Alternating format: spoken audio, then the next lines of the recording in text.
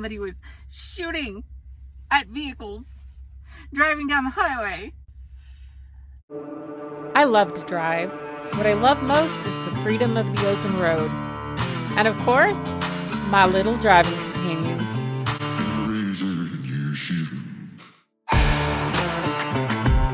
It's never a dull moment out here.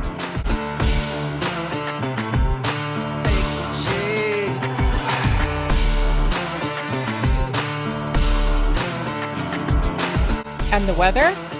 It can change at a moment's notice.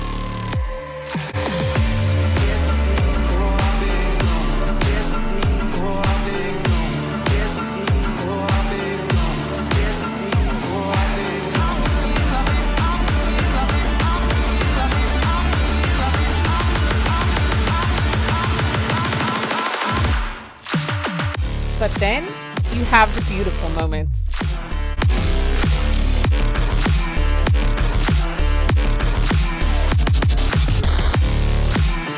I went from police officer to truck driver to influencer, influencer to public speaker, and now, proud business owner.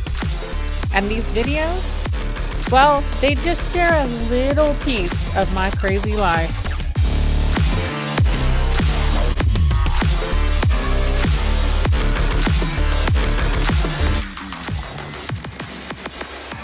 Howdy, yo. Stargate 2932. Is that what they used to say on Star Trek?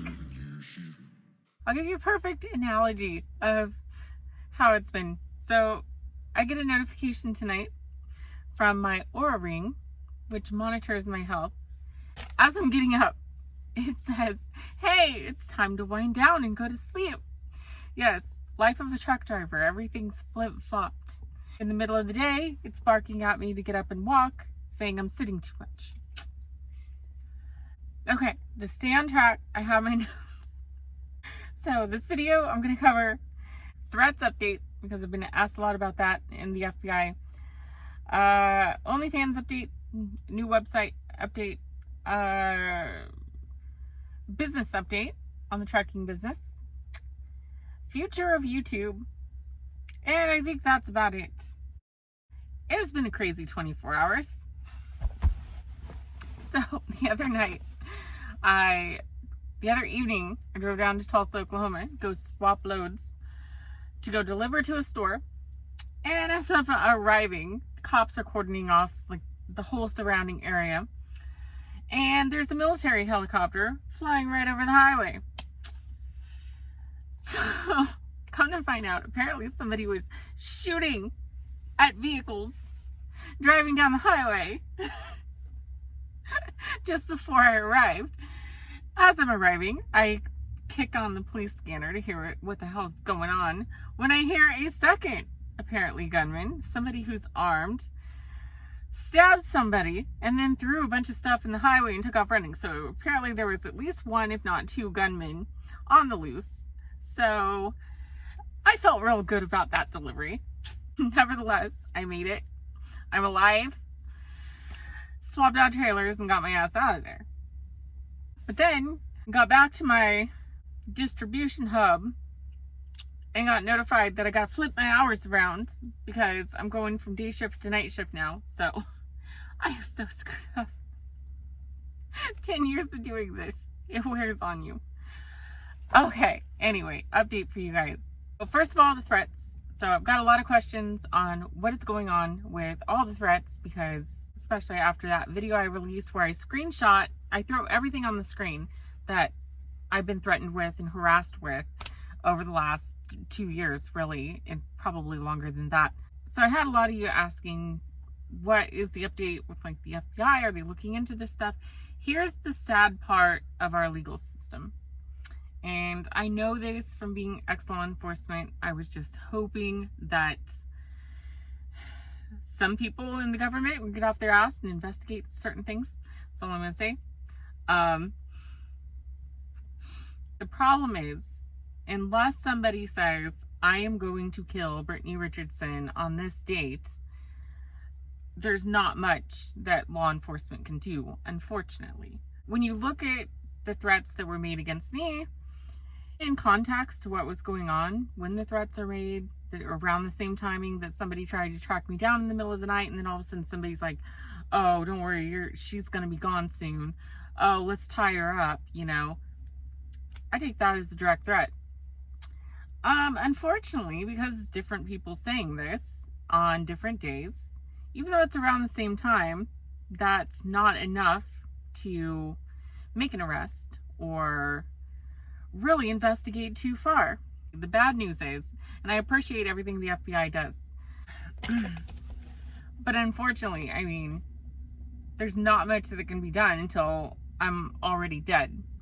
Which brings me into giving you guys kind of an inside view. There's a lot of YouTubers, they get big on YouTube and everything's propaganda. Everything's looking perfect for the camera so they can please their sponsors. As you guys know, I'm completely opposite. I piss off my sponsors many times, and only the sponsors that are really cool people stick around because they're down-to-earth people. But I hate propaganda. I have to be a real person. I have to tell it how it is. How else are you supposed to live your life? And so, to give you guys a glimpse behind the scenes, one thing that blindsided me as a YouTuber when I got big was I didn't realize, trying to be transparent and all this stuff, I didn't realize how much of this mess I'm going to end up having to deal with. Now, as you can see, it hasn't deterred me. I'm either smart enough or just stupid enough to stick around. I don't know which one it is. But also the way I'm looking at it too is, if I stick around, I inspire somebody to fight for what's right and do great things in your life, like that makes it all worth it to me, even if I get killed in the end. But the one thing I truly didn't expect was that you're in this catch-22 position as a creator. When you get to a certain size, there's a limited amount of things that law enforcement can do when people threaten you. You pretty much have to hire investigators, track them down, and then if it's a civil matter, you need to sue them in civil court, and then turn over whatever criminal evidence you might have to the FBI. But all of that's you gotta have somebody investigating that for you. FBI is too busy to deal with this shit, quite literally. And it's because obviously they're dealing with huge drug kingpins, yada, yada, yada. They're dealing with a lot of big terrorist threats on government. Like, there's a lot of big issues they're dealing with. And when they face reports from a creator, from somebody saying they're going to come after her, it's like, well, I'm sorry, just watch your back. Good luck. You know, unfortunately, there's not a lot they can do. I'm in a position where I now have to, now I can't just go to a truck show. I'm not allowed because I'm considered a public figure. I didn't know that was a thing. So once you get to a certain size, you're considered a public figure and you can't just show up places. Otherwise, you could be held liable for causing a problem just because so many people want to come see you. How unfair is that in America? Like, it's screwed up.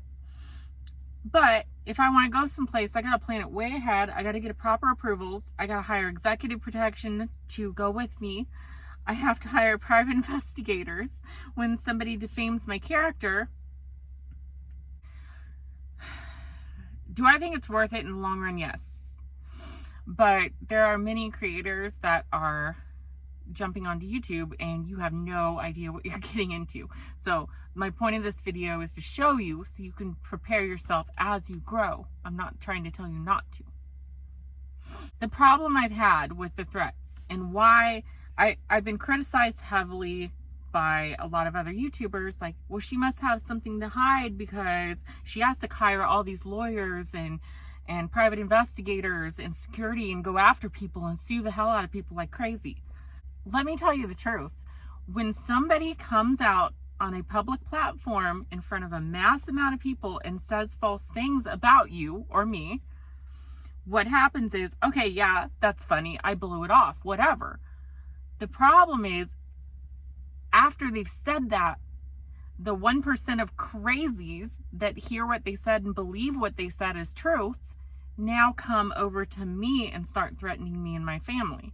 That is what's been happening. So when I go after people, like when I drop bombs, like bring the fire of God down on people in the legal system. It is because the things that they are saying falsely about me are creating threats and harassment and people trying to track me down. And so I go after that shit hard, like fast and hard, because somebody could get killed over this shit.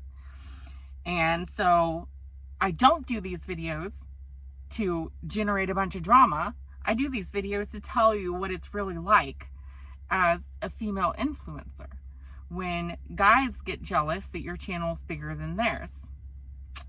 Anyway, so I never expected to have to do this. Like, if I want to continue on YouTube, I either have to raise like a hell of a lot of support, or I just got to pull it out of my pocket and figure out some way that I got to pay for 24/7 security to follow me around everywhere. And I mean, it's going to come down to, I'm going to have to buy property, gate the property, and have 24/7 armed guards on the property. Like, that's how bad it gets as an influencer. So all I'm saying is, if you or somebody else is thinking of becoming a YouTuber and you're wanting to grow, I think it's great. I love doing this because it's, to me, my heart's in it to impact lives. And I do that very differently, obviously. People criticize me all the time. How can you dress like a whore and influence people? How can you be a role model and dress like that? It's just BS. I'm a real person. I dress how I want to dress, and I share what I know with other people. And I've gotten a lot of emails of people who have been touched by something I've said, and it's changed their whole career path in their life. So F the haters. This is the life I live. Like, I've got to live a guarded life, unfortunately. And when I see you guys, like, I try to be touchable and come up and shake hands and give hugs and stuff like that. But I just got to have a lot of security around to make sure that they plow down somebody's ass if they try something. Anyway, so that's kind of an update on that situation. I think it's just, I just never expected to have to deal with that type of shit. Like, you shouldn't have to guard yourself 24/7 just because you're a woman on YouTube in a man's world. Not all men, just some that think they own everything. Anyway, so onward. OnlyFans. To bring you up to speed on the OnlyFans fiasco, and it is a fiasco. So OnlyFans was going amazing. I made the 1% top highest models, like on OnlyFans, highest earning models. Like, we almost broke OnlyFans, and maybe we did because their payment system started crashing. So, as many of you know, like, none of the payments would go through. Banks were blocking it. OnlyFans was less than cooperative with me. They were just like, I don't know what to tell you. Good luck. They didn't even care. And then they just threw creators to the curb and said, we're going to stop and ban all this content. So, long story short, I said, that's not right. I worked really hard, and I had been studying for months on different aspects of coding. And so I have built my own website from scratch to replace the OnlyFans. Now, right now, it's just going to be my private membership site, and I plan to launch it at the end of October. So stay tuned for the links and everything on that. I will be letting you guys know soon, but we will have our own payment system. I actually negotiated a business deal with a Wall Street bank. So we've got one of the top banks that's hard to get into as a primary bank. We have backup through Stripe. We have backup through PayPal. I've even thought of integrating crypto. Like, we've got layers of payment options. So if one payment system is failing you or your bank's blocking it, you can jump onto the other payment system. That's how you solve problems. You're supposed to innovate your way out of problems, like Elon Musk says. OnlyFans doesn't listen to that. So good luck, y'all. We're going to do our own thing. F the haters. So, business update, because this video is dragging on too long. But it's been too long since I've talked to y'all. So, trucking business update. So, ran into a huge snag. Once again, huge reality check for me. It's a business owner and it's a truck driver. I've always thought that dedicated accounts are like the pinnacle of transportation. Steady miles, tons of bonuses, higher pay, you're home every night, 34-hour reset at home. And on top of that, we were even going to throw in a day for every 7 days on the schedule, a day of home time earns. That's like 52 days of home time on top of your 34-hour reset every weekend, on top of really good pay and steady miles. That was our offer. So it was less than accepted in the trucking community because apparently the truckers I've talked to want nothing to do with dedicated accounts. They're like, what about OTR? Can I just stay out over the road? I've been spending my whole trucking career trying to figure out how to be home more. And everybody I've talked to is like, I don't want a dedicated, I want an OTR. So I'm like, but I guess that is just how transportation is. I guess the bulk majority would rather stay out over the road away from home. So we're going to look at going to an OTR model. So I'll go ahead and I'll tell you this. I'll give you my email. If you guys are watching to this point, that shows a lot already. Email me. You can see I've got it on the about section of the channel, but also you can email me here at info@brittneyrichardson.com if you're interested in coming to work for me, for our company, doing OTR. What we're probably going to do, my hesitation to OTR is because if you get stuck on the East Coast, you're paying for whatever, probably $5-6 a gallon here soon for diesel, as much as it's rising, then it's going to eat all our profit. Yeah. So it's just not worth it to me to have drivers stuck on the East Coast, not making any money and costing us a fortune in fuel. So I've been hesitant on OTR, not to mention OTR always varies. I mean, sometimes it's feast or famine. Sometimes you're at 2,500 miles a week, and sometimes you're at closer to 4,000. It just depends on the week. So I think what we'll probably do, since nobody's interested in dedicated, I am going to be cutting back my schedule here in the truck to 3 days a week. Literally. I need the other 4 days to focus on business growth. I am going crazy out here. Trying to, like today, like I had accountants calling me. I had Facebook that I was dealing with on ads for business stuff. I had an app that was involved with our business on the Facebook end that crashed, and then I had to get with them. And I'm dealing with phone calls. I got a national radio interview that I blew off, accidentally missed the whole interview. I just dissed them. I didn't even know because my schedule got so busy. So I've got conferences that I'm speaking at. I've got all these things that I do. So it's time. I got to cut back. I'm going to cut back to just 3 days a week. And then I'm going to start hiring for OTR. So I'll handle the dedicated 3 days a week. And then I'm going to have somebody else who will be a lucky winner, new employee. We'll get you a brand new truck too. We only run new equipment, damn good equipment.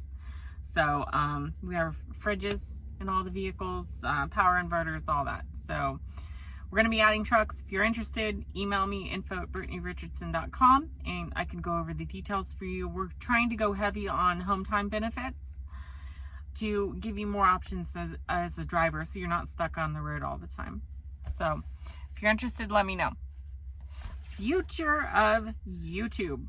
So with having a little more time, once I get everything caught up, I am planning to kick the videos in full steam again. So you'll see a combination of videos from me out here in the truck the days I am out doing like trucking vlogs, sharing my life. You're gonna come with me and do ride-alongs as a business owner, am driving up to RTI and negotiating for trucks and meeting with drivers. And of course, we won't put drivers on camera unless they want to be.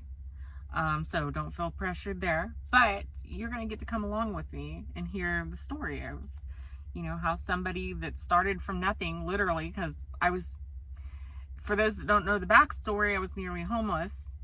I was actually about a week from being homeless. Lost everything, went bankrupt years ago. Everything that I have today, the BMW, all the luxury stuff, the truck, the businesses, all of this has been built from scratch with hard work and reading a lot of books. If anybody asks me how I think somebody should become successful, it is reading books. Read your heart out all the time in the area that you're interested in. If it's business or transportation or whatever, or finance, just read lots. But I want to bring you guys along with me on the journey as I hire people, and you can, some of you guys have been with me since I was bankrupt and have seen how far everything's come. So I want to continue to share that with you. I plan to start doing more speaking engagements and going to conferences and hopefully meeting you guys. Hopefully kicking the podcast up again here soon once I'm actually home more. So I just got to get all these businesses figured out and settled to the point where I can actually think straight, if you know what I mean. Can you imagine, like, I was telling the accountant this the other day on the phone, and he couldn't believe how I'm doing what I do, because he's like, you're speaking at conferences, you're meeting with national radio, you're on TV, you're doing film on YouTube, you've got your own website, you've built from scratch, coded it yourself after learning it. You're thus far handling all your own accounting, and I'm trying to phase them in on all of my businesses so that I'm not having to do everything, but I'm handling all my accounting, and I'm working 6 days a week, and I'm averaging 14, 16-hour days, flip-flopping days, nights, days. In the meantime, I'm dealing with all these business calls and trying to figure out how to hire people and get everything streamlined for this trucking company. It's way too much. I don't even know how I do it. So, anyway, you hit a point at which your productivity drops significantly because you have too much on your plate. So sometimes it's better to cut your schedule back so that you can take hold of the opportunity costs you're losing because you're missing appointments and things because you can't handle it. So anyway, that's enough for now. Long enough video. I love you guys, and more very, very soon.